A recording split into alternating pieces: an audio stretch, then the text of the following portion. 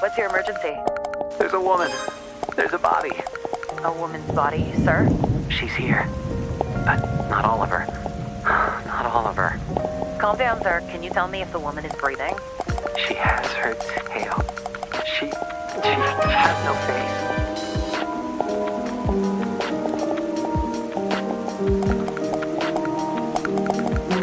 I'm Ingrid Mendoza, and you're in Killer Country. This week, we're diving into the bizarre death of Mirabel Diaz. Mirabel dreamed of becoming a Hollywood actress, but trapped in the small seaside town of Mystic Bay, Florida, her options were limited. She'd book an occasional used car commercial or a clown at a child's birthday party, but legitimate opportunities were few and far between. Eventually, however, Mirabel found a path to acting in an unexpected place, Wild Tides Water Park. There, Mirabel donned a long silver tail and a shimmering tube top. 5 days a week, rain or shine, she'd swim in a massive glass tank, smiling at tourists and posing for pictures.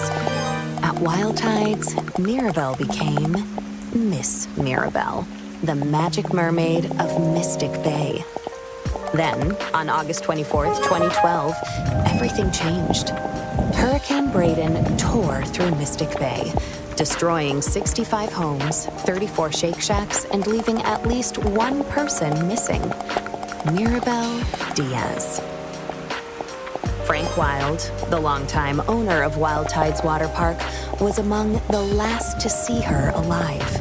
She was a pretty redhead. Some say she had web feet. She never wanted to talk. Now, I don't like to speak ill of the dead, but she was a little cold. Snobby, you might say. When the hurricane was coming, I told her, "Hey, sweetie, you can stay with me. Because, you know, this place is a fortress. I got hurricane shutters, sandbags, the whole shebang. A bunker with a sauna, screening room, bowling alley. Regulation bowling alley, do you understand? Yeah, the real deal." Yeah, I told her. I got 2 months worth of beans. Yeah, all kinds of beans, right? Black beans, kidney beans, pint-toe beans, lima beans, soybeans, jelly beans. Yeah, I was worried, you know, because she lived all by herself. I owned the building she lived in, and I knew it was, I knew she wouldn't have beans. But she told me she'd be okay on her own. Yeah, maybe if she just stayed at my place. You know, you wonder what might have been. But she said no. She didn't even like beans. I spoke with Frank at his home over 3-bean salad. From where we sat on an expansive back patio festooned with marble statues of dolphins, women, and dolphin women, we could see the very top of Wild Tide's Megalodon Mega Twister. It's a massive water slide, just over 100 feet tall, that shoots park visitors into the waiting jaws of a fiberglass megalodon. Please, this park employs half the damn town easily. We added that big slide, the friggin' orcas. It's a sight to see, especially the mermaids. And Mirabelle, well, she was the most popular one. You really just never think of something happening to a girl like that in a place like this. Well, except for that time when those kids got eaten during the alligator parade. Or the time the clowns went feral.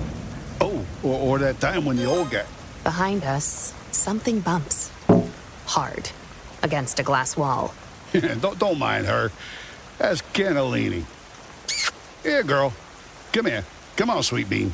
Frank Wild, heir to the Wild Bean Company fortune, is an avowed animal lover. His home, a concrete monolith rising from the steaming marsh, includes a massive glass pyramid teeming with all sorts of aquatic marvels, including, most notably, a 6-foot albino alligator named Cannellini. He also owns a narwhal, 7 dolphins, roughly 16 flamingos, 3 tigers, 7 pythons, a wild boar, and several ostriches. Most are named after beans. Frank goes on. I used to have a whole mess of macaws, too. But every hurricane, more of them escaped. Sometimes I still see them flying over the house. I guess they wanted to be free. Yeah, whatever that means. Anyway, she was a nice girl. Sometimes. And it's a shame what happened. Jessa Lynn Garcia, another mermaid at Wild Tide's water park, remembers Mirabelle a bit differently. She was just sweet as pie. She really was. And such a pretty little thing for a brunette. Oh, except for the gills. She was always giving me real nice tips, about what to do with my clothes or my hair. She'd come up to me while we'd be putting our tails on and say something like, "Oh, Jessalyn, you would look so good as a blonde." Or, "Oh, Jessalyn, don't go to that Shake Shack on August 24th. I had a vision." And, she was always the second runner-up at pageants. Almost Miss Key Lime Pie. Almost the Orange Blossom Queen. Almost ambassador to Kazakhstan. People don't realize it, but it takes a lot of character to keep showing up after losing out over and over and over and over and over and over again. I'm proud of my titles. Always will be. I don't take the honor of being the Orange Blossom Queen 6 straight years in a row lightly, but, I admired Mirabelle, too. And she had a good heart. She'd volunteer all the time. She'd perform for the little old people down at the senior center. Sing that song from that mermaid movie, I'm in Your World, or whatever it's called. I don't know. My children only watch godly movies. But she'd sing that. She didn't have children, so maybe she didn't realize. Or a husband, which I also have. Oh, and she was a perfectionist. So she'd sing that same song over and over till she got it right. 20, 30 times. The old people would tell her she didn't have to, that she could stop at any time, but she was happy to do it. She was a natural performer. Oh, so gifted.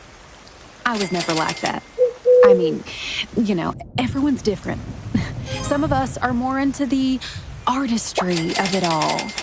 I'm a Wild Tides water park mermaid because I believe it's important to provide families with wholesome, all-ages entertainment at an affordable price. But others, they like the attention.